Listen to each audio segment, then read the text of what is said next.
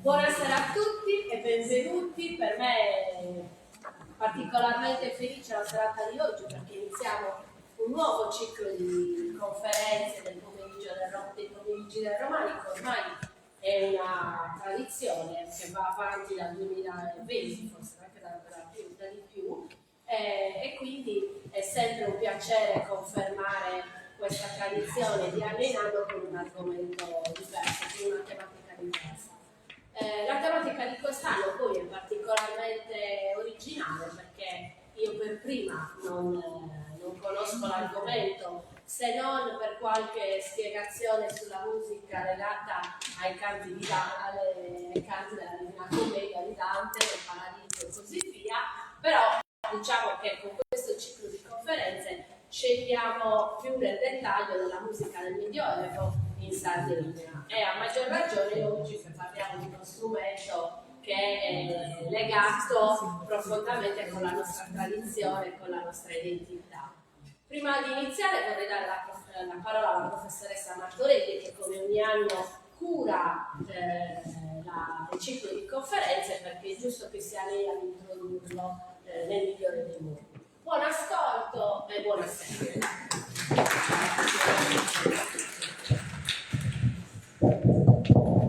Io però ho bisogno del microfono che ho la voce più bassa. Buonasera a tutti.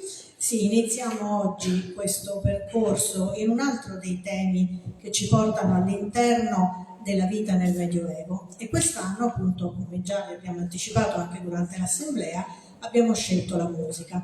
La musica in tutte le epoche accompagna la vita dei contemporanei e per quanto riguarda il Medioevo abbiamo diversi tipi di musica che abbiamo cercato di rappresentare in queste 4 conferenze. Come sempre dobbiamo fare delle selezioni, poi se anche questa volta poi le conferenze daranno luogo ad un volume a cui ormai siamo abituati per la gioia di Giorgio e di Daniela, metteremo degli altri argomenti come abbiamo sempre fatto. In queste conferenze ci dedichiamo un po' ad ascoltare degli approfondimenti su alcuni temi in particolare. Oggi iniziamo dalle Lamedas, quindi una sorta di musica popolare, direi, no? Non voglio dire bestemmia, però poi proseguiremo nelle prossime relazioni con degli aspetti legati, con delle conferenze legate più a temi religiosi, quindi la musica che accompagna quelli che sono gli aspetti liturgici oppure legati appunto a delle tematiche di tipo religioso. E una conferenza, la terza, sarà invece dedicata agli aspetti storico-artistici, cioè alle immagini che raffigurano proprio gli strumenti utilizzati nel Medioevo. È un tema nuovo per tutti, anche molto particolare, come ha già detto Giuseppina, perché presuppone delle competenze specifiche, specialistiche, e per questo iniziamo con il professor Marco Luzzu, che è un collega dell'Università di Cagliari, che insegna etnomusicologia, dico bene, quindi già una disciplina dal nome diciamo abbastanza significativo perché ci inserisce già in un contesto che è appunto quello legato un po' alla vita anche proprio della Sardegna. Quindi io non voglio togliere altro tempo al relatore, lascio la parola e poi come sempre lasceremo lo spazio per le domande.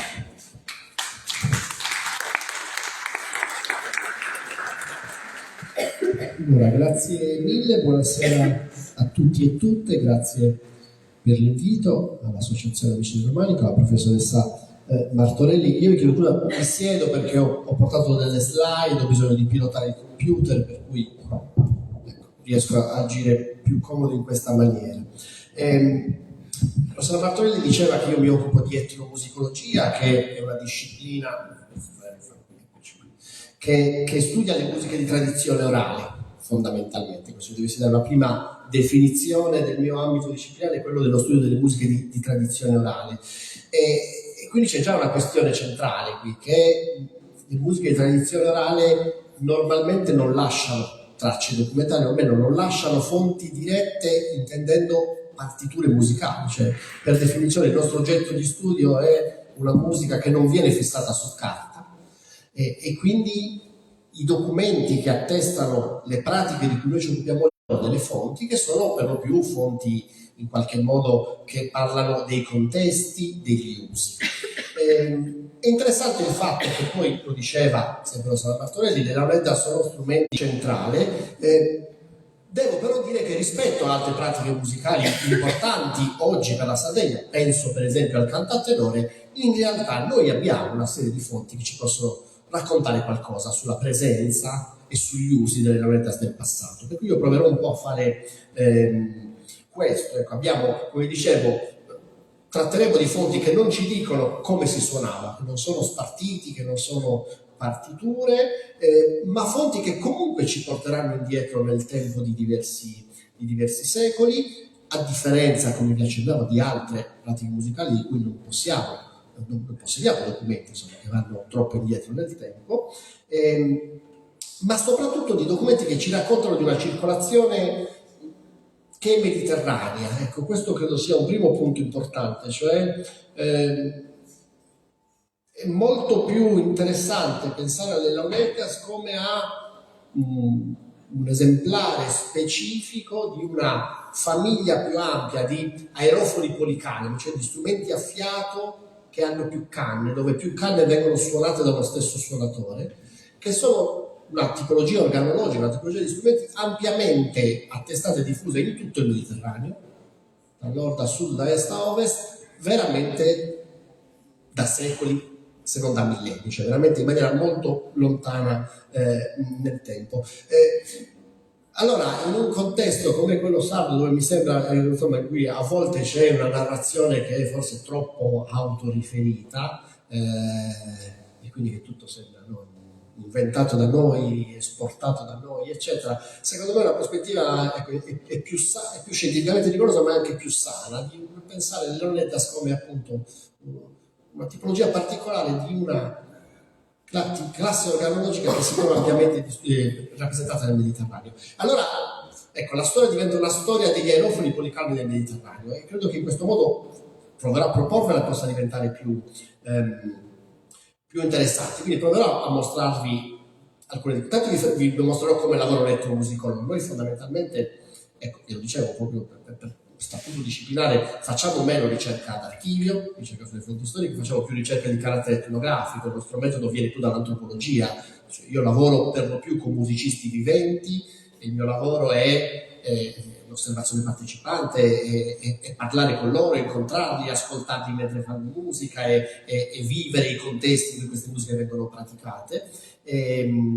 Però appunto andremo dietro, per quanto possibile ci occuperemo anche di Medioevo, ma vi mostrerò anche appunto l'approccio che poi quello dell'etnomusicologo, per esempio, che parte normalmente dalla descrizione dello strumento. Ecco, collega musicologo che si occupa di musica d'arte occidentale trova una partitura per violino, come dire, il violino è quello, certo il violino, anche il violino come tutti gli strumenti sono evoluti nel corso del tempo, però come dire, gli strumenti sono quelli del Pacifico. Può capitare un etnomusicologo che andando in giro per il mondo, incontrando diverse culture, diverse società, trovi degli strumenti che sono meno conosciuti. Allora la prima cosa che si fa è descrivere e classificare questo strumento. Allora io partirei da questo, descrivendo questo nostro strumento che tutti certamente abbiamo sentito nella nostra vita, ma magari talvolta in maniera distratta, dandolo per scontato, pensando come un sottofondo delle nostre feste, delle nostre processioni e così via.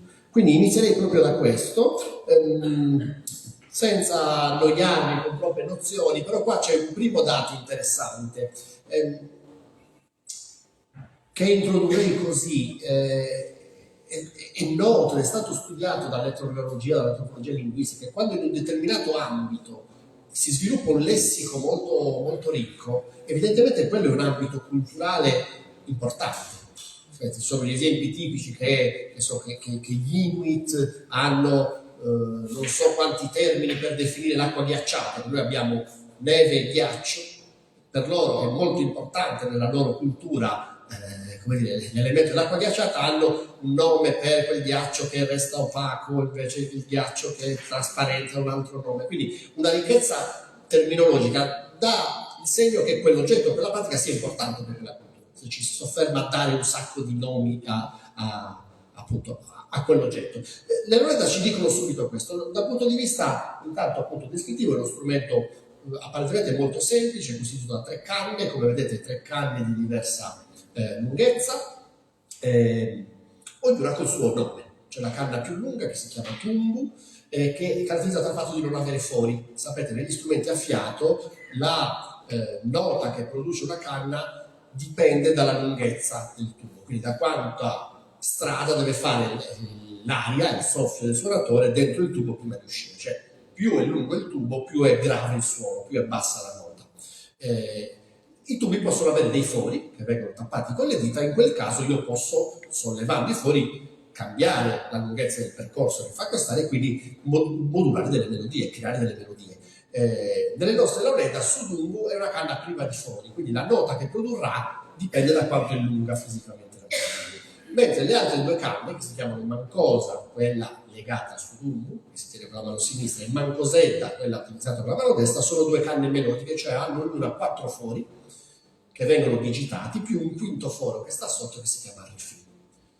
La coppia tumbo e mancosa si chiama croba, ma ripeto, non è importante memorizzare i nomi, per me è importante il fatto che ci siano dei nomi non solo per lo strumento, ma dei nomi che descrivono le singole parti, che è un segno appunto che questi oggetti fossero e sono ancora oggi importanti nella nostra società e per la nostra cultura. Nelle 3 canne sono infissi dalla parte alta 3 cannellini che si chiamano scavizzinas, che sono questi qua, nei quali è ritagliato su linguazzo, cioè lancia. Questa è la parte fondamentale dello strumento. I 3 cannellini vengono messi in bocca e appunto si ritaglia per incisione, questa è una particolarità, una piccola linguetta che è ciò che produce il suono, cioè il suonatore di launetta si imbocca e scavizzina, soffia sullo strumento e mette in vibrazione questa linguetta. Questa linguetta a sua volta fa vibrare l'aria che sta dentro lo strumento e si produce il suono. Nel sistema di classificazione esiste un sistema di classificazione internazionale, diciamo, universale degli strumenti musicali sviluppato nell'ambito etnomusicologico. Gli strumenti a fiato che producono suono attraverso un'ancia vibrante, perché per esempio esistono strumenti ad ancia doppia, l'oboe, i fagotti, i controfagotti, per pensare agli strumenti dell'orchestra classica, funziona con lo stesso principio, ma ci sono 2 linguette che sbattono una contro l'altra. Allora, gli strumenti ad ancia singola battente, come le launette, sono classificati come clarinetti, quindi non sono i clarinetti della banda dell'orchestra che noi conosciamo. Anche i clarinetti della banda dell'orchestra sono aerofoni ad ancia singola battente, però diciamo, lo consideriamo come una categoria organologica. All'interno dei clarinetti ci sono tanti aspetti interessanti, ripeto, cerco di evitare i tecnicismi, però per esempio, non so se avete mai visto l'imboccatura di un clarinetto, la parte vibrante dell'ancia va verso la bocca, invece nella launetta si va verso il basso. E poi nei clarinetti o nei sassofoni l'ancia viene fissata al bocchino attraverso una fascetta. Invece in questo caso c'è una tecnica molto raffinata per cui l'ancia viene incisa, cioè è parte stessa del cannellino. Si fa un'incisione su 3 lati rivolta verso il basso e questa appunto consente allo strumento di vibrare e quindi di produrre il suono. Un altro aspetto che diciamo appunto questo strumento che apparentemente è semplice in realtà ci mostra che non lo è, il fatto che lo strumento è fatto di canna, anzi o meglio in questa foto vediamo tutti i materiali, che sono 3 materiali preindustriali chiaramente legati al mondo della cultura chiaramente contadina, quindi la canna, lo spago e la cera d'api che viene utilizzata o per intonare lo strumento o in quel caso anche per non ferire le labbra. Nel punto in cui Sagavizzina entra dentro la canna principale, lì la canna è stata tagliata, è il punto in cui poggiano le labbra, quindi per non ferirsi c'è questa sorta di protezione. Ma la canna, sono canna, palmenti, eccetera, in realtà c'è un sapere molto complesso degli artigiani, dei costruttori di launettas, per cui per esempio si utilizzano 2 specie botaniche diverse, che comunemente dai costruttori e suonatori vengono chiamati canna femmina e canna maschio. Sapete, spesso nella rito orale, nella cultura tradizionale, quando una cosa è bipartita è maschio e femmina, o è giorno e notte o è maschio e femmina. Quindi canna femmina e canna maschio è il nome popolare, diciamo. In realtà sono proprio 2 specie botaniche, cioè questa canna femmina era Arundo-Donax e questa canna maschio è Arundo micranta o Arundo mediterraneo. Sono 2 specie molto diverse, hanno caratteristiche diverse. Questa canna femmina che si usa per Sudungu, per la canna più lunga, e per le 3 cavizzinas è in realtà la canna comune, quella che troviamo dappertutto, è diffusa in tutta l'isola, tranne a una certa altezza non cresce più, quindi lì vedete in bianco i monti del Gennargentu. Invece questa canna masco è molto più rara, è quella che si utilizza per le due canne melodiche, come si vede in questa immagine, ha uno spessore maggiore, più resistente, più legnosa, e quindi è quella che si usa per realizzare le canne in cui vengono incisi i fori.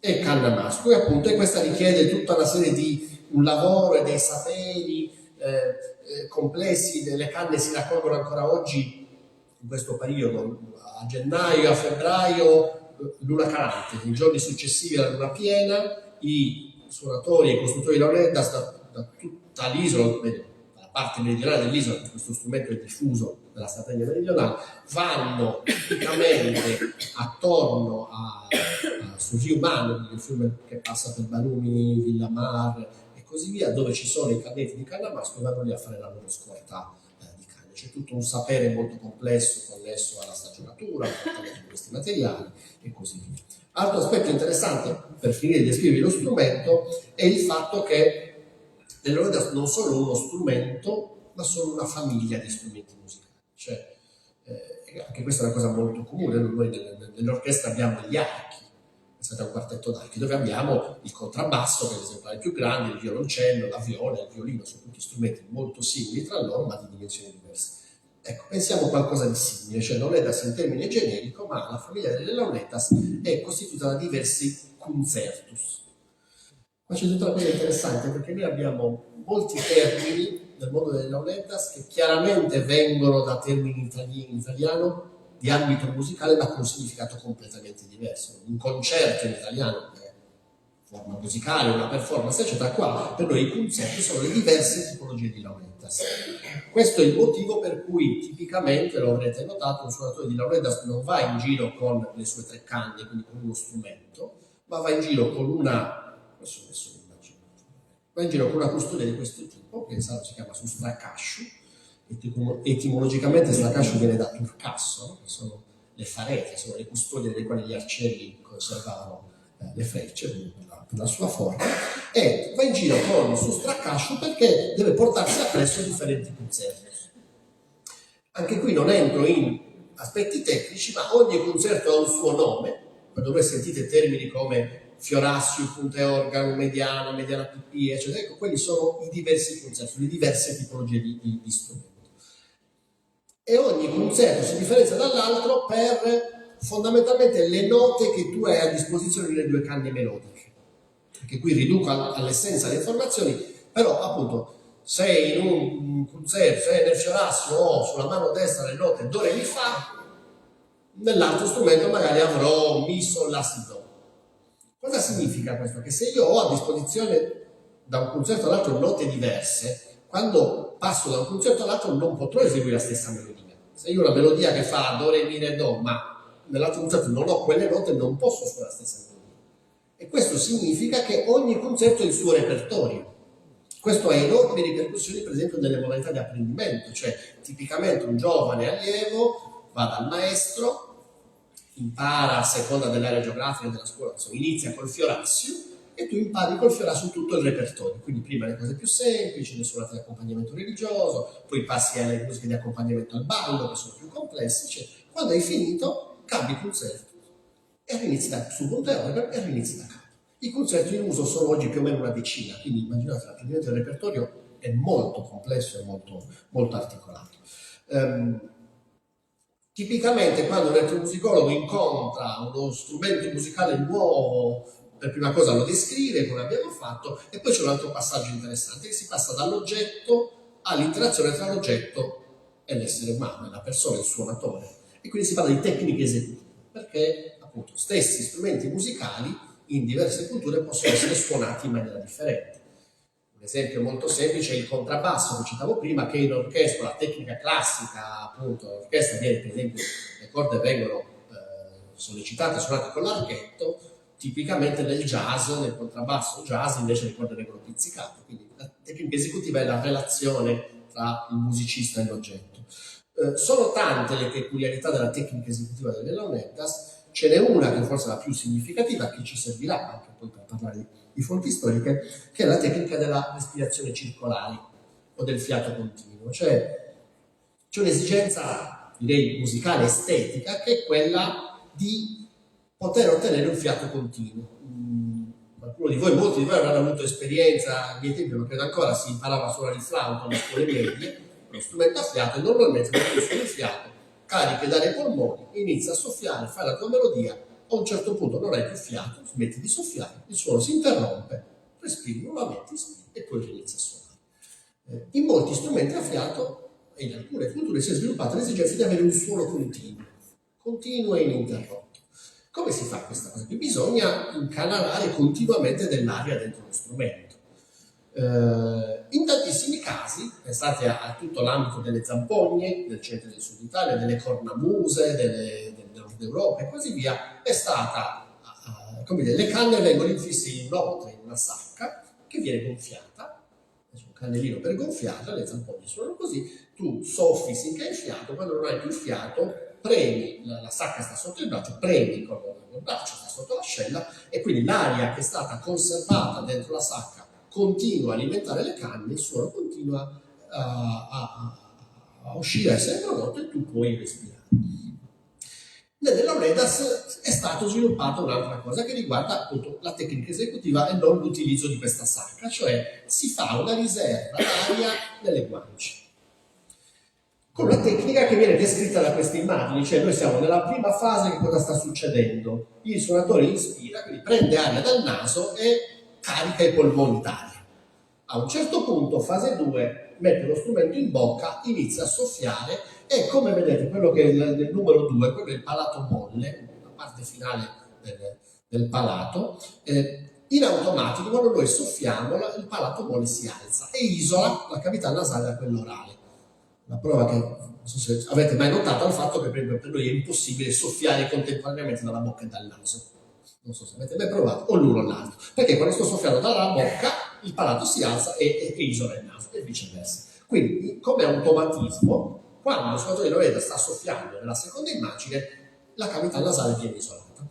E lì quello che fanno è gonfiare le guance, quindi accumulare una piccola riserva d'aria nelle guance. Quando io non ho più aria nei polmoni, non ho più appunto riserva d'aria nei polmoni, che cosa faccio? Passo alla fase, alla figura C, alla fase 3, cioè per un attimo ispiro dal naso e succede quello che vedete lì, cioè la base della lingua si alza, il palato molle si abbassa e la cavità orale viene isolata, viene chiusa, e lì allora ho la pressione sufficiente per utilizzare la riserva d'aria che ho nelle guance. Quindi in sintesi estrema, quando per imparare questa tecnica bisogna fare questo giochino per cui bisogna imparare a inspirare dal naso in maniera molto rapida e contemporaneamente svuotare le guance, cioè questo meccanismo qua, raffinato, sviluppato, rafforzato, consente di utilizzare l'aria che io ho conservato nelle guance per il tempo necessario per ricaricare l'aria, i polmoni d'aria passando dal naso. Quando io imparo questo ciclo, posso, come dire, incanalare una colonna d'aria continua nello strumento anche per 10, 20, 30 minuti. Cioè un suonatore di Laulettas sa fare questa cosa con 3 canne contemporaneamente, può produrre una musica ininterrotta tranquillamente per 10, 20, 30 minuti, cioè riesce a respirare mentre suona. Con questa tecnica che non è unica al mondo, altri strumenti si suonano in questa maniera, sia nelle culture antiche che in diverse parti del mondo. Molti di voi conosceranno il didgeridoo degli aborigeni australiani, no? Quella grande tromba fatta da tronchi di eucalipto che vengono svuotati dalle termiti. Dall'altra parte del mondo anche il didgeridoo si suona con la stessa tecnica. Quindi non è esclusivo, ma è una tecnica particolare e che in qualche modo però apparenta le Laulettas con altri aerofoni policaldi che hanno la sacca, con le zampogne, con le cornamuse e così via. A me sembra che questo sia sufficiente per introdurre lo strumento. Vado un po' a affrontare la storia. Vi dicevo, rispetto a altre pratiche musicali di tradizione orale, delle Laulettas abbiamo più documenti che ci parlano del passato. Non sono mai spartiti, partiture non ci dicono che cosa si suonasse, non possiamo riprodurre la musica delle Laulettas del passato, però qualcosa ci dicono. C'è una prima fonte quando si parla di Laulettas che è inevitabile,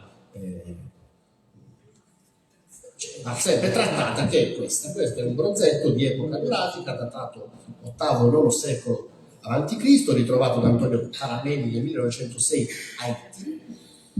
Montetto Etifallico. È molto interessante, c'è questa figura, la statuetta di 12 cm che si trova custodita al Museo Archeologico di Cagliari, raffigura questa appunto suonatore che sta intanto seduto, anche se non abbiamo conservato la sedia, questo strano copricapo. È una figura ermafrodita, come vedete ha sia il pene in erezione ma anche i seni, ma quello che ci interessa è che chiaramente sta suonando un aerofono policalamo che è tricalamo e che ha canne divaricate. Questi sono gli aspetti per me interessanti, cioè le canne sono chiaramente 3 e non sono parallele, vedete che 2 vengono tenute con una mano e una divaricata viene tenuta con l'altra mano.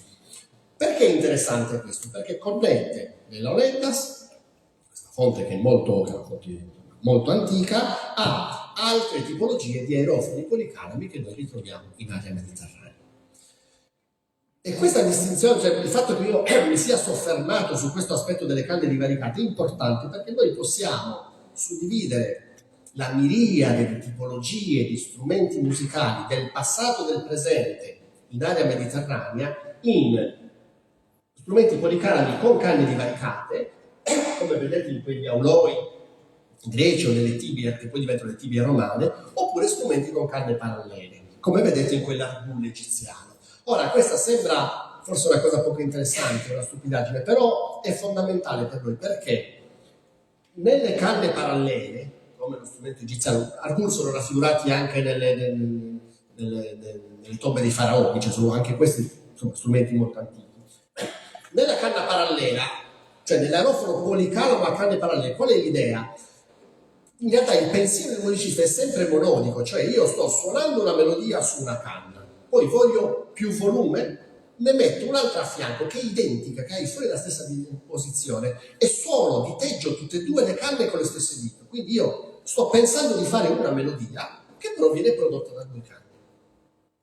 In realtà la questione è un po' più complessa, perché poi quei foni non sono sempre identici, quindi creano dei battimenti che rendono delle interferenze, che rendono il timbro più ricco, interessante. Però insomma l'idea è che io sto pensando di suonare una melodia e con le dita della stessa mano la suono contemporaneamente su 2 canne. La canna divaricata ha un'altra logica, cioè l'idea è di uno strumento che in passato era un unico tubo e a un certo punto si separa in 2 e io porto alcuni fori sulla mano sinistra e altri fori sulla mano destra, e allora il mio pensiero musicale è polifonico, cioè io sto pensando di fare 2 cose diverse con le 2 canne, cioè di produrre polifonia. Le 2 canne non suonano la stessa cosa, non suono le 2 canne con le stesse dita come succede nell'argomento. Forse almeno questo posso mostrarvelo. Questo è non c'è più la connessione. Allora, non è fondamentale adesso, poi la recuperiamo. Però è chiaro il meccanismo, io ho le 2 canne una fianco all'altra e con la stessa mano diteggio entrambe le canne. Allora, la canna divaricata è segno di un pensiero polifonico, cioè di una musica in cui quelle 2 canne stanno facendo contemporaneamente cose diverse. Ora, le Lauletas stanno esattamente nel mezzo di questa roba qui. Quelle sono a sinistra degli argul egiziani e queste sono delle Lauletas, cioè sono strumenti che sono praticamente molto simili, non hanno le stesse note, non producono la stessa melodia. Il suonatore pensa di produrre 2 melodie diverse che camminano in parallelo, più su Dumbo che fa questa nota bassa e continua, abbiamo detto che su Dumbo non può essere modulata. Ecco, le Lauletas sono un esemplare io non voglio unico e specifico della Sardegna, che però è imparentato con tutta questa moltitudine di strumenti, aerofoni, policalami di vario tipo, distinguibili queste 2 grandi famiglie delle canne parallele e canne divaricate, che hanno ampiamente circolato nel Mediterraneo da millenni. Questa è un po', diciamo, la posizione che mi sembra più interessante. E sono dei clarinetti. Allora, quello che si può fare è andare a cercare le fonti di clarinetti doppi o tripli, clarinetti policalami, in Sardegna o in maniera più generale nel Mediterraneo. Non le commento tutte nel dettaglio, ve le mostro. Ringrazio anche per preparare questa conferenza, ho chiesto aiuto a un collega che insegna all'Università di Bologna, che si chiama Domenico Staiti, che è espertissimo di questi temi, ha pubblicato di recente un libro, ne sta preparando un altro, quindi alcune delle immagini che vedete, quelle non sarde, in realtà me le ha messe a disposizione lui, perché veramente sono tantissimi gli esemplari. E io partirei dall'epoca che ci interessa e dalla fonte sarda, che è questa. Passiamo a Sant'Antioco, la nostra marmorea che sta nella cripta, se non sbaglio metà X secolo, inizio XI secolo, e come vedete è un suonatore di aerofono policalamo ma bicalamo con 2 canne, e poi che ha questi corni di suonatori in coda, quindi non sono esattamente, siamo appunto attorno all'anno 1000 in Sardegna, non sono esattamente delle launettas, sono aerofoni policalami e ci collocano temporalmente lì. Spostandoci verso occidente c'è una fonte che è molto nota, che tra l'altro la locandina in questa conferenza, qua siamo, questa è la miniatura che sta nelle cantiche di Santa Maria, questo corpus di laudi il volgare, che è correlato dalla notazione musicale, sono tra le prime fonti la penisola iberica in cui abbiamo proprio notazioni musicali di queste laudi, realizzato da Alfonso X il Savio, siamo nel XIII secolo, e tra le varie miniature c'è questa molto interessante, anche questi non sono esattamente laudi, intanto siamo nella penisola iberica, prima che gli aragonesi arrivassero in Sardegna, ma sono chiaramente aerofoni tricalami, a canne divaricate, lo vediamo anche nella posizione delle mani, vedete una mano più giù e più su, la terza canna è chiaramente un bordone, utilizzano il fiato continuo, hanno le guance gonfie, ma hanno quella sorta di disco che oggi noi troviamo in molti aerofoni policalami della sponda meridionale del Mediterraneo, del Nord Africa, del Maghreb. È uno strumento che non è in uso oggi in Spagna, e diciamo di quest'epoca qui, del XIII secolo, una delle cose più simili alle nostre launettas. Ci siamo spostati non di tanto. Qua vengono un po' delle immagini sempre dalla penisola iberica, appunto, che mi ha messo a disposizione il professor Staiti, ingrandisco un po' così leggo meglio, che raccoglie in giro appunto per il Mediterraneo raffigurazioni, foto. Qua siamo nella famiglia, diciamo, dei clarinetti, quindi molto simili nella modalità di produzione del suono delle launettas, in questo caso con otre, vedete che c'è la sacca, e qua siamo a Burgos, XIII secolo, suonatore di doppio clarinetto con otre. Ancora San Samon di Burgos, chiesa di Santa Maria la Real, suonatore di clarinetto a 3 calami con otre, quindi abbiamo anche gli esemplari con 3 canne.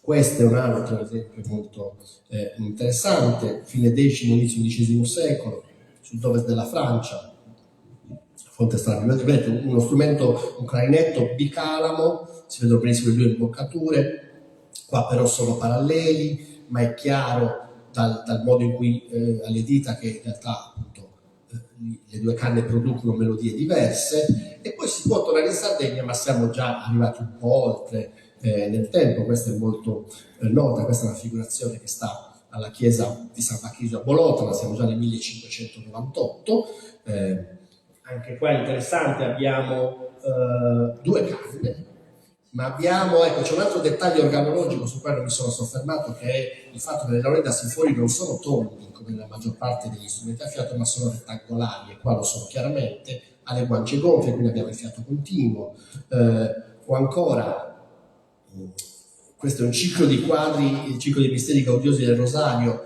Giuseppe Delis, Cagliari, 4 quadri che rappresentano appunto diversi aspetti legati alla vita del Cristo. Questa è la natività, e qua il dato interessante che come dire, nella rappresentazione standard della natività c'è lo zampognaro, che in questo caso il pittore cagliesano modifica con questo strumento, che è un aerofono bicalamo senza sacca, con nel dettaglio quando poi si vede con le ance esattamente come quelle delle launettas. Quindi qua l'idea è che, come dire, a fronte di una rappresentazione standard, diffusa della natività che agli zampognari, viene adattata localmente con strumenti che sono più simili a quelli in uso nell'epoca.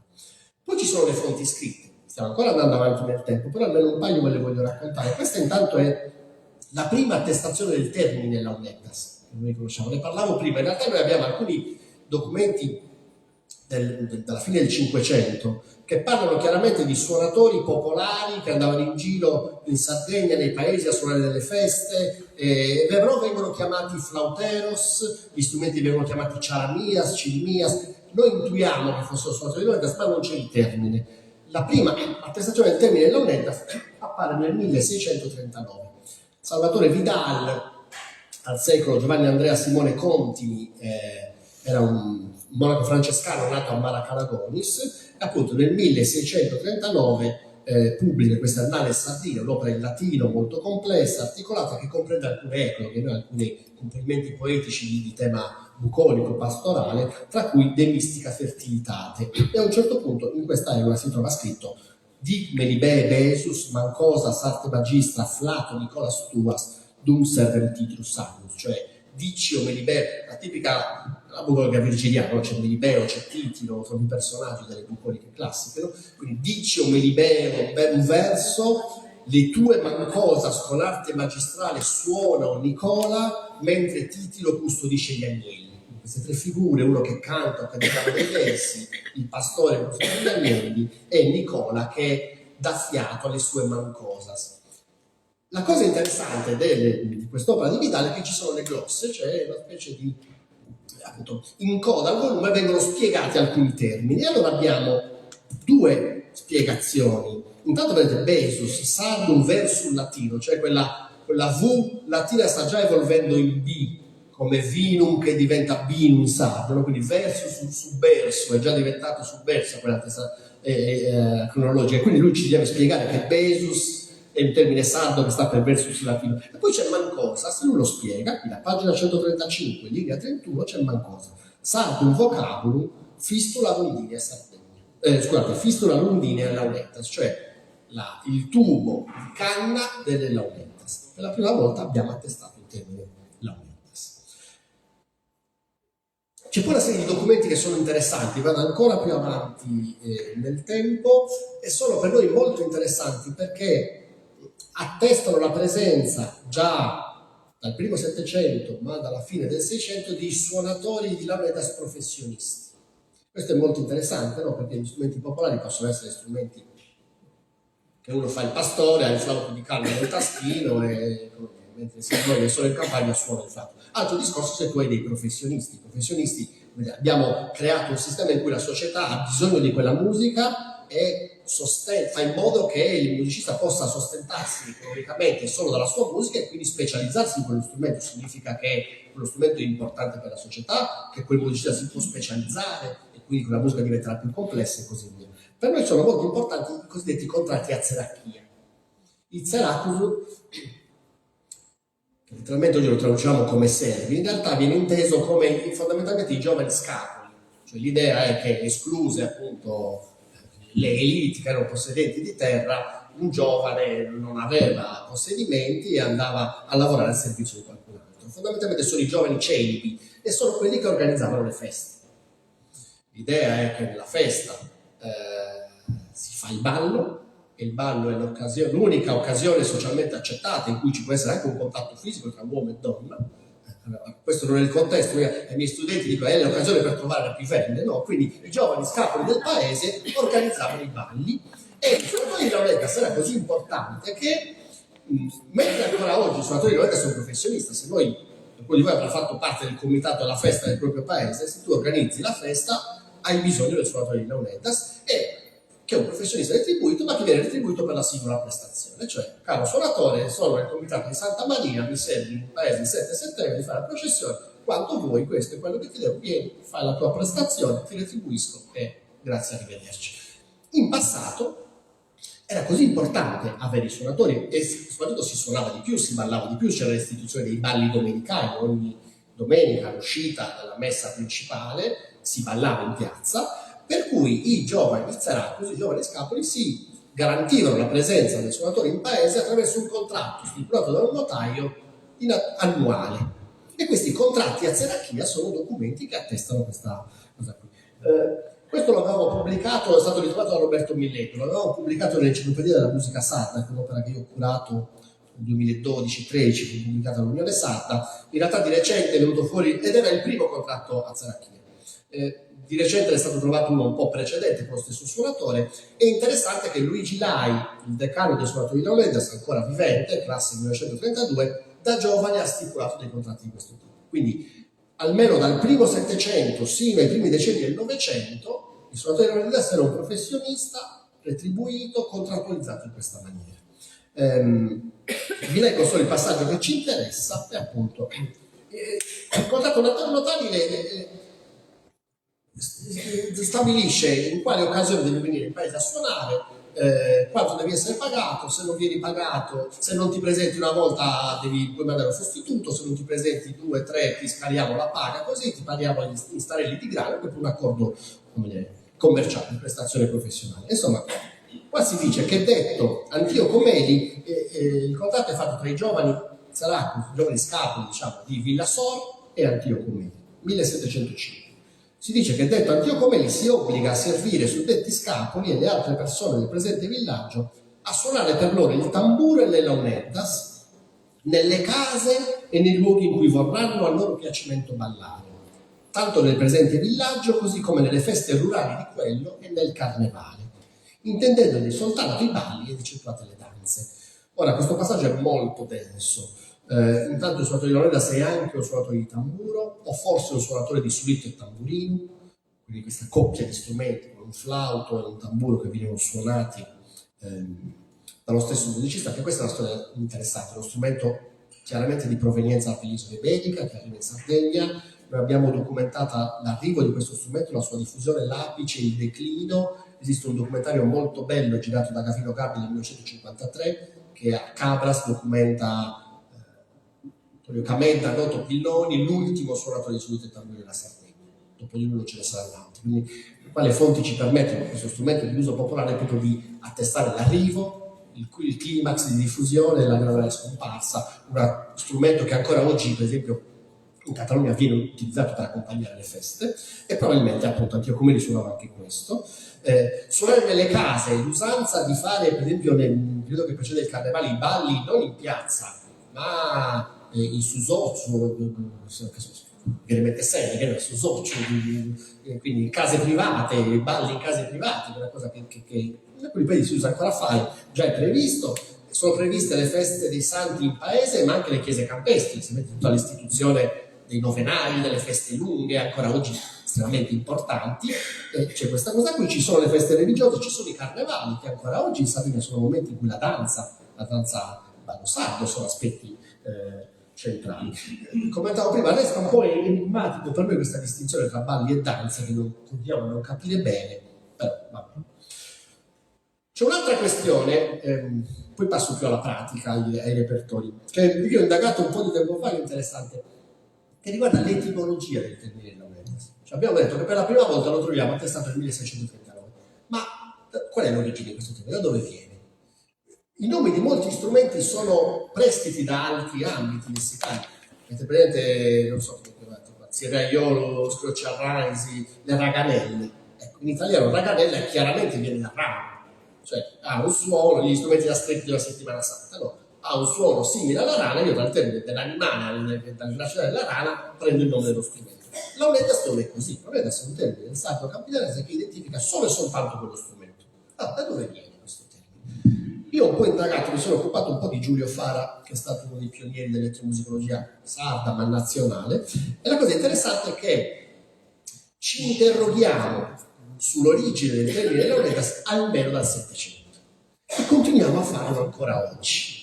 Matteo Badao, questo celebre Le armonie dei sardi, 1787, un libro molto importante per i nostri studi, fa la prima ipotesi, adesso non le vediamo tutte, però nel 1787 la sua idea è che il termine venisse dal leone, perché in passato le canne si costruivano con le tibie dei leoni, e lì c'è tutta una querela, ma dove si è tirato fuori sta roba? No, ma no, a Cagliari c'è la villa di Tigelio, nell'epoca romana si facevano i giochi, i leoni c'erano, insomma, non ci interessa quanto sono attendibili. È interessante che però è 300 anni che ci interroghiamo su questa cosa qui. Anche di recente è uscita un'altra ipotesi, ce ne sono tanti, c'è una che è più attendibile, almeno per la metodologia, che è rigorosa, che è quella proposta dal professor Giulio Paulis, secondo cui appunto il termine verrebbe dal latino ligula, che significa lingua, che diventa poi ligulella. In realtà in epoca latina ligulella veniva utilizzato anche già per definire le ance degli strumenti musicali, quindi già un termine di ambito musicale. Ligula che diventa ligulella, liulella, liunella, liunetta, e arriva a diventare launeddas. Quindi è anche corretta dal punto di vista organologico, cioè la parte essenziale dello strumento, l'anima, quella che produce il suono, dà il nome a tutto lo strumento. In realtà, come vedete, queste fonti del passato non ci danno le partiture, lo abbiamo detto, ci parlano dei contesti. Allora, il contratto notarile è molto interessante. E in effetti noi sappiamo, se noi pensiamo, ecco, oggi possiamo noi studiare quali sono le occasioni e le funzioni e i repertori, perché questo è importante, no? È proprio una cosa che caratterizza l'etnomusicologia, cioè noi usiamo il termine repertorio, ma il repertorio non è utilizzato come nell'ambito della musica d'arte, cioè il repertorio di Mozart è l'insieme delle opere che Mozart ha composto. Per noi il repertorio è l'insieme delle suonate, che spesso hanno una componente di improvvisazione, non sono musiche fissate su carta, ma normalmente nei contesti tradizionali le musiche hanno una funzione, sono legate a delle specifiche occasioni e in quelle occasioni hanno delle funzioni. Allora io tendo a tenere assieme repertorio, occasioni e funzioni. Non li puoi estrapolare, non è appunto quel compositore ha scritto 10 pezzi, quindi il suo repertorio sono quei 10 pezzi. No, nel descrivere il repertorio vi sto anche descrivendo in che occasioni le Ronedas vengono e venivano in parte suonate e quali funzioni avevano o hanno in quei contesti. Questa cosa io ho provato a farla sempre ai tempi dell'enciclopedia con questo grafico che sembra complesso ma in realtà non lo è, che ho organizzato così. Abbiamo nelle due colonne questa distinzione tra profano e religioso che già ci dà un'indicazione molto chiara, cioè questo strumento veniva utilizzato sia in ambito religioso, per lo più, tranne rarissime eccezioni, in ambito paraliturgico, quindi non, sapete, la liturgia è sempre stata più controllata dal clero, quindi con meno variazioni locali, meno interventi legati alla devozione popolare, mentre la paraliturgia, le processioni e così via, come dire, sono più plasmabili e noi spesso lì che troviamo, pensate ai nostri riti della settimana santa, con i canti al concordo, cioè è nella paraliturgia che noi, come dire, che la devozione popolare ha avuto più margine d'azione. E poi c'è un repertorio profano. Invece nelle tre righe noi troviamo un'altra cosa che riguarda in qualche modo il modo di esecuzione, cioè le laurette sono uno strumento solista, cioè un solo suonatore che utilizza i tre strumenti, oppure più laurette possono suonare assieme, e c'è un termine specifico, si dice suonare a concordia, cioè suonare a concordia sono due o più suonatori che suonano assieme, e poi c'è un repertorio molto interessante di laurettas che sono al servizio del canto, cioè che accompagnano la voce, quindi non sono più strumenti solisti che fanno solo musica strumentale, ma sono strumenti che accompagnano la voce. Nella musica sarda, quando è presente una voce, lo strumento è sempre al servizio. Succede con la chitarra, succede con gli organetti, con qualunque strumento. Allora, vediamoli al volo uno per uno, anche perché vedo che il tempo è volato. Questa è la prima. Oggi è l'occasione principale. Era importante anche nel passato, non esiste paese della Sardegna meridionale nei quali in occasione conoscete tutti il nostro modo di celebrare i santi che prevede il fatto di prendere il simulacro del santo e portarlo in processione per le vie del paese. Ecco, ancora oggi in tutto il sud dell'isola la statua del santo viene portata in giro in processione preceduta da uno o più suonatori di laurettas che eseguono un repertorio specifico, cioè esistono delle suonate specifiche per gli accompagnamenti processionali. Questa è chiaramente, sono Santi Gemelli, Cosmo e Damiano, siamo a Seui, una foto degli anni 50, e questo è un caso in cui l'accompagnamento processionale viene fatto da un solo suonatore. È molto più comune che invece per manifestare la solennità, la magnificenza della devozione, per le processioni si suona a concordia. Questa è la festa di Sant'Efisio a Cagliari, diverse decine di suonatori di laurettas, c'è una questione che sfiorano anche delle donne. Sino a una quindicina d'anni fa le laurettas erano uno strumento sicuramente maschile, le cose sono cambiate, per fortuna direi, per cui è molto comune, ecco, a Sant'Efisio trovare concordia con alcune decine di suonatori, tra cui delle suonatrici donne. Esiste poi un repertorio nei quali le laurettas entrano in chiesa e accompagnano il canto in ambito religioso, che è quello dei nostri inni devozionali, quindi i Gosos o i Gocius. L'unica praticamente musica pansarda diffusa in tutta l'isola, inni in lingua sarda, componimenti poetici con regole ben specifici. I Gocius sono componimenti poetici in metro ottonario che hanno questa quartina iniziale che sa resare, poi sono componimenti strofici, strofe di 6 versi, e quando vengono cantati dopo ogni strofa si estrappola un distico dalla quartina iniziale e si utilizza come ritornello, quindi tipicamente sia i nostri intercessori e firmati, no, liberesi del mali e firmati di gloria, è tipicamente l'invocazione. I Gocius sono cantati in tutta l'isola, possono essere cantati con diverse melodie, con diversi accompagnamenti, molto spesso possono essere accompagnati dalle laurettas. Quindi il suonatore di laurettas impara nel suo repertorio anche le musiche necessarie per accompagnare il canto dei Gocius. Poi c'è un'area grigia, questa definizione io la prendo. Gli studi più importanti sulle Leonida sono stati fatti da un ricercatore danese che si chiamava Andreas Benson, che è stato in Sardegna a partire dagli anni 50, nel 69 pubblica della Leonida Sardegna Folk Music Instrument, uno strumento, un libro, una monografia che ancora oggi è lo studio più importante sulle Leonidas. E Benson parla di cortei laici, cioè sono situazioni di musica da fare in movimento, che non sono esattamente la processione religiosa col santo dietro, che in qualche modo hanno delle connessioni. Questo è un esempio molto chiaro, cioè si usava, prima c'era Peppe Cuga, questo suonatore di oboe che è scomparso qualche anno fa, Peppe Cuga, ma questa è una foto molto più recente, da si usa ancora talvolta, come dire, suonare le Leonidas durante i matrimoni. Ora, è chiaro, il matrimonio è un sacramento, viene così, ma accompagnare gli sposi da casa alla chiesa non è esattamente né liturgia né paraliturgia, siamo in questa di confine. Sappiamo in passato che aveva attestato l'uso in occasione di un matrimonio, la dote veniva trasportata dalla casa dei genitori della sposa alla casa di nuova residenza con un piccolo rituale in cui tutti questi oggetti venivano posti su un carro attraverso dai bui e questo carro veniva scortato nelle Leonidas, che aveva un repertorio specifico, che non era la musica da processione religiosa, ma proprio i cortei laici. E quindi i legati ai matrimoni sono un tipo, le quespe sono un'altra occasione. Questa è una festa a Villa Grande, quello è il comitato della festa, una parte della festa si fa in un bosco e i membri del comitato, questi con le magliette rosse, passano in giro chiedendo le offerte per il santo e c'è il suonatore di Leonidas dietro che esegue un repertorio specifico. I carnevali, cortei di carnevale, questa è una foto, un'immagine che molti di voi conosceranno, no? Il gremio dei contadini Oristano ha un suo stendardo, una bandiera che viene portato in giro in alcune occasioni rituali che probabilmente conoscete meglio di me, e per tradizione lo stendardo del gremio non si muove se non accompagnato da un suonatore di Leonidas, che ha un rapporto che dura diversi anni. In questi anni qua era Andrea Piso, adesso credo sia cambiato, e quindi questa cosa esiste un repertorio specifico che non è esattamente quello delle processioni. Certo, siamo sempre connessi in qualche modo vicino all'ambito religioso, ma appunto portare in giro lo stendardo di un gremio non è un rito religioso, quindi questa famiglia dei cortei laici. Ancora, c'è tutto un repertorio molto bello di canti profani accompagnati dalle Leonidas. La ribalterei, tutte le forme di canto tipiche della tradizione campidanese o del sul campidanese linguistico, quindi anche l'oristanese, possono essere accompagnate dalle Leonidas. Mottetto, Satralallera, Lara, gli Andi Mironnai, Mottetto Longo, canzoni Gravarissa, tutta la famiglia degli scanzoni a curva, canzoni a torrata, canzoni longa, sono tutte le forme, diverse forme di canto campidanese e tutte possono essere accompagnate dalle Leonidas.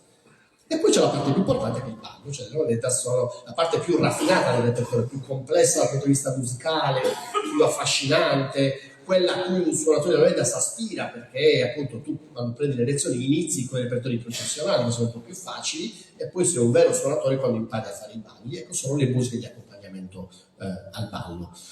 Questa è una vecchia foto di Aurelio Porro, storico suonatore di Villa Puzzu, qualche suono in ballo a Concordia con 2 strumenti oltre a questa chitarra. E poi io concludo queste slide di solito mostrando un po' di contesti contemporanei, perché tutti i contesti che vi ho mostrato, che forse non si porta più la dote dalla casa dei genitori alla sposa, però tutti gli altri sono vivissimi. Cioè, a me piace sempre quando appunto io faccio un corso di etnomusicologia alla Sardegna per gli studenti triennalisti, quindi ragazzi che sono appena diplomati, loro spesso non ci hanno fatto caso, ma sono cose che conosci. Se tuo fratello grande ha fatto parte del comitato in paese, tra i suoi compiti c'era quello di trovare il suonatore di Leonidas, contattarlo, perché il santo non può uscire se non ci sono le Leonidas. Quindi sono pratiche che hanno una storia profonda, come ho cercato di mostrarvi, ma che sono ancora molto spesso in uso e interessanti, direi, soprattutto per quello. Ci sono nuovi contesti, per esempio c'è tutto un fenomeno di associazionismo, diversi suonatori di Leonidas si sono associati tra loro. Oggi esiste questo Socio Leonidas Sardegna, che è un'associazione di associazioni che li tiene tutti assieme, che fanno i loro eventi culturali, che stanno alla biblioteca Memmi di Cagliari, tutti riuniti assieme, fanno i loro convegni, le loro attività e suonano in queste occasioni. A Villa Puzzu si fa il Festival delle Leonidas, che è un evento che raccoglie diversi musicisti, dove i suonatori di Leonidas si confrontano e suonano assieme altri strumenti come gli organetti diatonici, come le trombe, come musica elettronica, contesti sperimentali, ma quest'ultima immagine continuano a suonare per un pubblico che ascolta e che poi ballerà il ballo sacro. Questa bella foto, tra l'altro è interessante anche il monumento centrale in piazza, come vedete a sinistra, è questa grande launetta costruita di bambù. Qui sono due bravissimi suonatori che stanno facendo un ballo a concordia, per ora c'è il pubblico che ascolta, ma molto presto inizieranno tutti a ballare. Io mi fermerei qua. Vi dico una cosa che mi fa piacere, non sono stato nei tempi, però c'è un'altra cosa che io spesso faccio in queste occasioni. Io ho l'idea che spesso la musica spaventa perché richiede saperi specialistici. Io sono convinto che questa cosa l'ho sperimentata varie volte, che in realtà come dire, sia possibile parlare di musica, di aspetti tecnici, di come è fatta la musica, e anche capire come è fatta la musica, anche senza aver fatto un percorso di studi, di teoria e strategie. La musica è qualcosa che tutti sappiamo apprezzare, sappiamo dare giudizi estetici sulla musica, sappiamo dire quella mi piace, quella non mi piace, quella mi sembra fatta bene, quella no. Se è musica da danza spesso lo sappiamo ballare, quindi abbiamo in qualche modo una competenza implicita sulla musica, abbiamo capacità di ascoltarla. Allora io spesso faccio questa cosa, ecco, non lo farò oggi, però una serie di slide che provano a spiegare come tecnicamente è fatta la musica per Laurentiis, perché questo è un altro aspetto interessante, cioè vi ho parlato un po' di storia, vi ho parlato della cultura musicale, cioè della funzione che questo strumento ha nella società. C'è un altro aspetto che gli etnomusicologi studiano, che è il linguaggio musicale, cioè non tutte le musiche del mondo si basano sulle stesse regole, sulle stesse grammatiche, sulle stesse strutture. Allora, le Launeddas hanno una musica che è specifica, che tu non puoi descrivere e capire con la teoria della musica d'arte occidentale che studi in conservatorio, che ha un linguaggio proprio l'idea di una lingua diversa, e allora l'etnomusicologo fa anche quello. Io a volte provo a farlo, cioè spiegarlo anche in contesti non pubblici che non hanno specifiche competenze musicali, e lo si può fare, e lì si apprezza un altro aspetto di questo strumento, che è appunto, a vederlo, sembra uno strumento molto misero, ma che in realtà la ricchezza sta nei saperi che stanno dietro, nei saperi dei suonatori, nei saperi dei costruttori, che sono artigiani specializzati, e direi anche nel legame tra la Sardegna, tra la nostra terra e questo strumento, che appunto è praticato anche nel suo evolversi ed è diffuso, come ho cercato di dimostrarvi, in realtà da diversi secoli. Mi fermerei con questo e vi ringrazio per l'attenzione.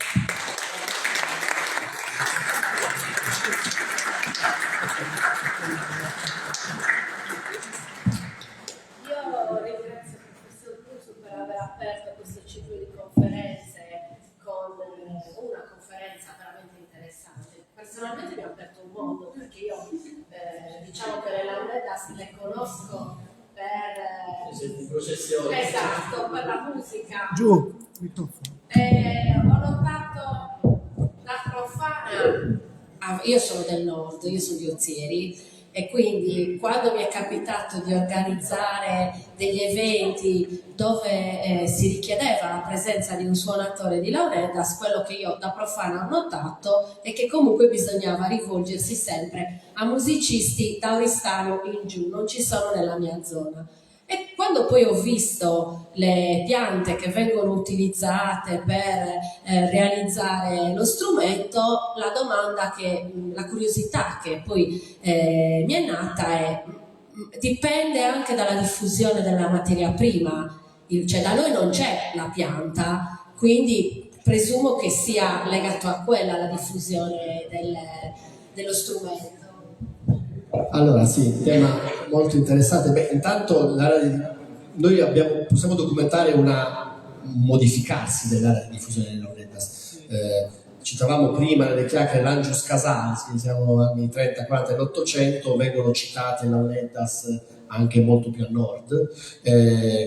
O anche Pirenea Guarneri, 1918, un linguista che si occupa anche lui dell'etimologia del termine Launeddas, e attesta, lui fa questa indagine interessante, lui è convinto che il termine Launeddas venga da Lionagi, da Oleandro, e quindi fa questa indagine sociolinguistica, va in giro per 69 paesi della Sardegna e chiede a tutti come si chiamano Oleandro e come si chiamano le Launeddas. E arriva, io sono gallurese, sono anche più a nord di Ozieri, arriva anche a Tempio, dove le chiamano Litueti. Ora, noi sappiamo dall'etnografica che la presenza di un termine non significa che quell'oggetto sia ancora diffuso, però ecco, noi abbiamo termini specifici di questi strumenti anche a nord della Sardegna, quindi la diffusione è molto più ampia.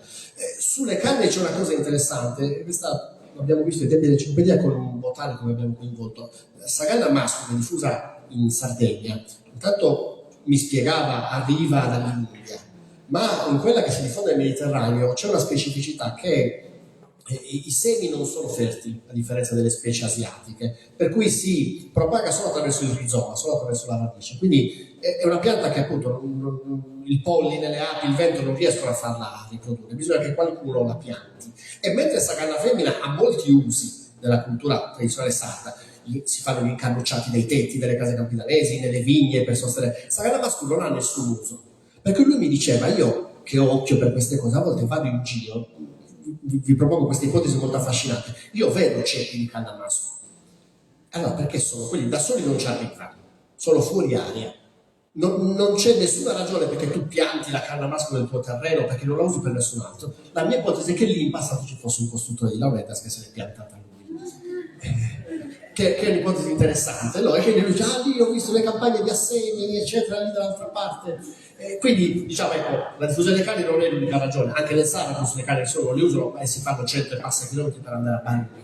Però ecco, forse il dato interessante è che a esclusione, velocità o forse della melodia dei Gonzos, che è l'unica melodia pansarda, a me piace dire, una delle bellezze della Sardegna, di tutta la nostra ricchezza, è che in musica lo vedi, non esiste un repertorio diffuso in tutta l'isola, cioè il cantatenore è tipico di un'area, il cantachitarra è tipico di un'altra, di un'altra, e questo fa sì che, come dire, si conservi in Sardegna una ricchezza enorme. Quindi oggi è storicamente tipico del sud, in passato era più ampio, questa diffusione delle canne è una ragione, ma non l'unica per cui oggi a Porto Torres non si suonano le lauretas. Non so se ci sono domande da parte del pubblico. Ragazzi, tanchi,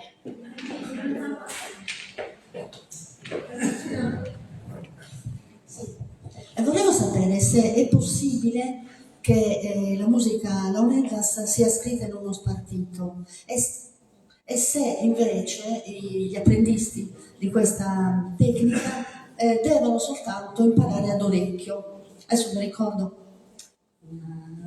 una equivalenza molto così, che Mozart per esempio, sentendo tutto un concerto, tornava a casa e se lo scriveva, per dire. Ecco, è possibile con le lauretas?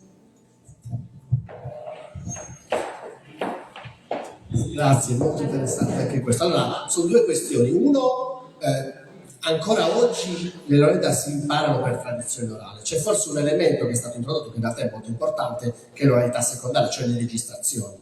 Un giovane suonatore, ancora oggi, tra l'altro questi strumenti c'è la didattica frontale, uno a uno, maestro allievo.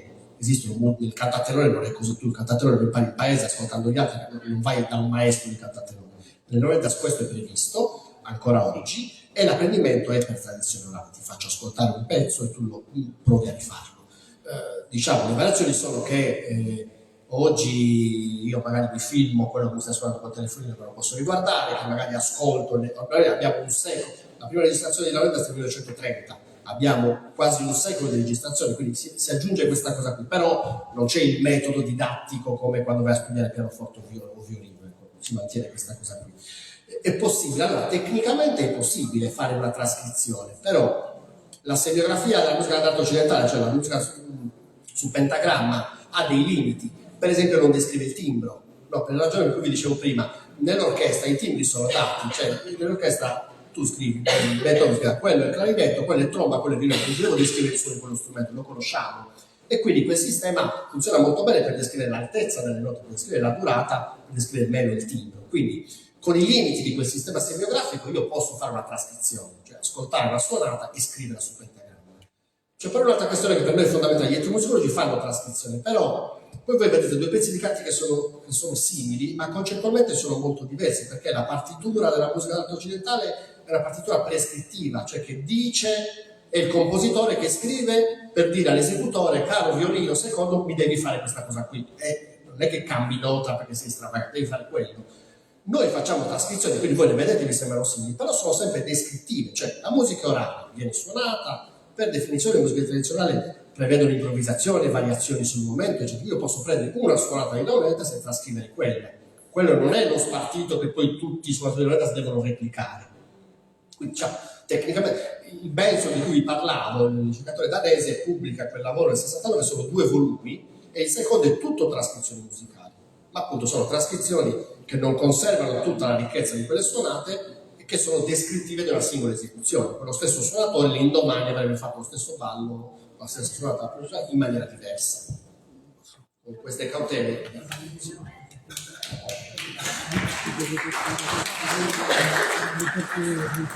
Ci sono altre domande? Sì. Grazie, gentiluomo. No, volevo sapere se c'è un pezzo da dover ascoltare stasera. Come canale un corso di musica. Sì, no, c'è qualcosa che non è online, Giù, nel frattempo c'è qualche domanda? Ok.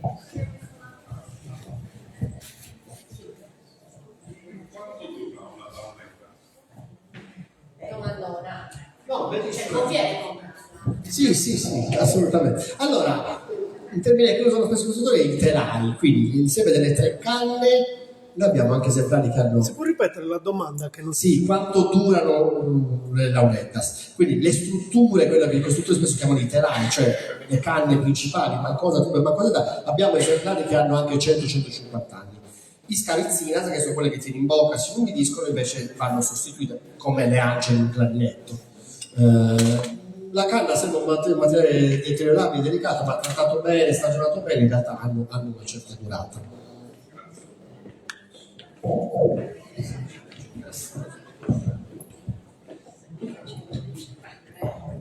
Intanto che cerchi un pezzo. Questi strumenti a fiato, no? Hai fatto una carrellata rapida anche nel passato, sono molto legati al contesto delle musiche popolari. La scelta è dovuta magari a una facilità di realizzazione, per cui era semplice, diciamo, fare uno strumento di questo tipo, oppure perché quel tipo di suono che esce è più adatto ad esprimere le esigenze legate un po' più alla quotidianità? È molto interessante. Allora, in realtà vi cito ancora Nikos Taizi, che fa la distinzione già dall'epoca greca, per cui gli auloi e quindi le tibie romane sono strumenti in realtà di ambito colto.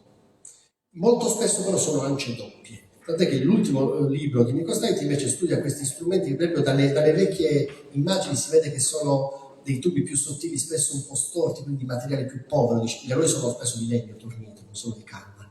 Quindi in realtà esistono ambiti, diciamo, colti nei quali si suonano aerofoni, che però spesso sono aerofoni appunto ad ancia doppia.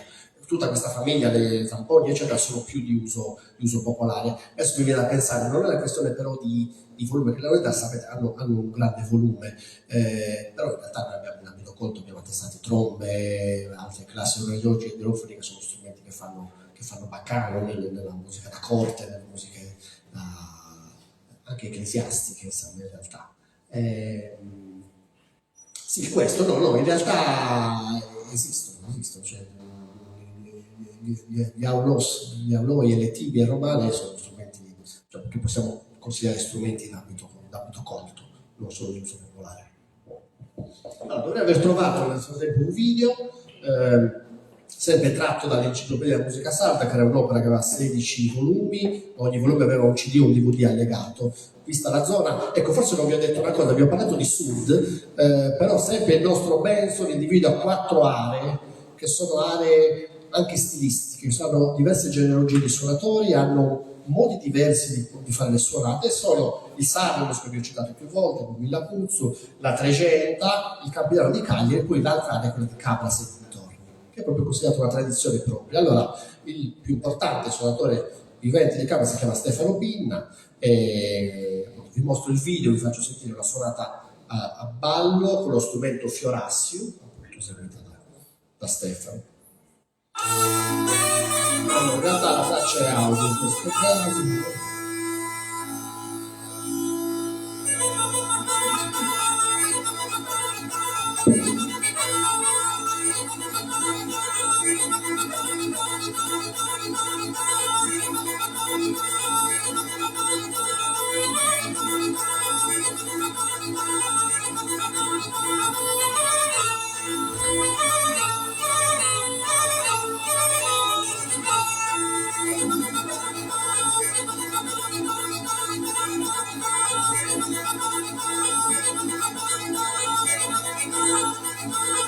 forse non è tempo, ci sarebbero tante cose da dire. Intanto questo suono continuo che non si interrompe mai, questa esistenza, non so se riuscite a percepire, di 3 linee melodiche, questo suono grave che è su Dumbo e poi 2 melodie che camminano parallelamente.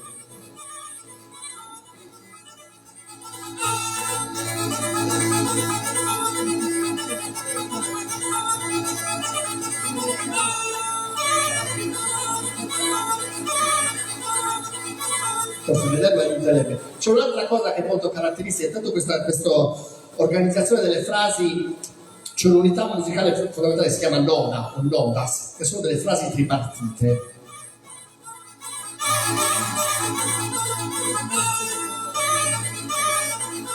Secondo elemento, terzo elemento, e chiude. Nuova noda.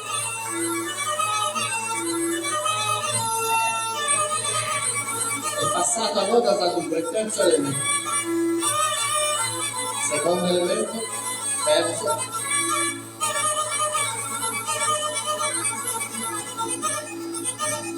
di nuovo da 3, secondo elemento, proseguo a 3, terzo, nuova noda, terzo elemento, quinto. E poi c'è un'altra cosa molto bella che forse me la racconto, che rende particolare la musica per Lauretta, bisogna anche abituarci. Moltissima musica è basata sul principio della ripetizione. La quinta di Beethoven, cioè quella cellula ritmica che si ripete più volte. La forma canzone diffusa in tutta la popular music, strofe e ritornello. Il ritornello non è altro che una sequenza musicale che ogni tanto torna e ha la stessa musica e le stesse parole. Il principio della ripetizione è fondamentale. La musica nella realtà si basa su un principio diverso, ben sono Noi abbiamo l'idea di una continuità tematica, ma di una interazione microvariata, cioè iterare significa ripetere, ma con variazioni. Se tu esegui una nota, non la puoi mai fare identica a se stessa, la puoi risuonare, ma con delle leggere variazioni. Questo è un principio molto raffinato, di questo sorta di serpentone che cambia continuamente. Alcuni suonatori interessati facevano la metafora del fiume che scorre o del discorso, no? C'è un'intervista molto bella, un discorso. Non ha senso che io vi ripeta sempre le stesse parole. No, un discorso deve scorrere, la musica per noi deve essere così. E questo rende anche complesso l'ascolto. Noi abbiamo questo strumento, cioè questo suono dell'ancia singola che è anche un po' aspro, che ha poca dinamica di volume, non si gioca molto sui piani o sui forte, che suona continuamente, non c'è mai il silenzio, e nelle quali tu non torni a casa con una melodia cantabile. Se tu ascolti una sonata di Lauretta da 15 minuti, non torni a casa che ti cantichi una melodia come l'ultima canzone alla radio. Perché i codici sono alti, però senti dentro questi aspetti di queste cellule che si ripetono, che sono sempre leggermente variate, che sono funzionali all'accompagnamento del ballo, perché poi c'è tutto un rapporto raffinatissimo tra la dimensione coreutica e quella musicale, cioè a ogni noda ogni gruppo di noda corrispondono dei passi di danza specifici, per cui il danzatore esperto interagisce con il suonatore viene stimolato dal ballerino, modifica la suonata in tempo reale, insomma sta lì la ricchezza di questa musica, sono cose che richiedono un po' di competenza d'ascolto, ma garantiscono insomma che è una musica molto bella e molto raffinata. Ma io sono convinta che stamattina stava per partire. Pronti a partire a ballare? Questa è zona. Io stavo per partire. Grazie.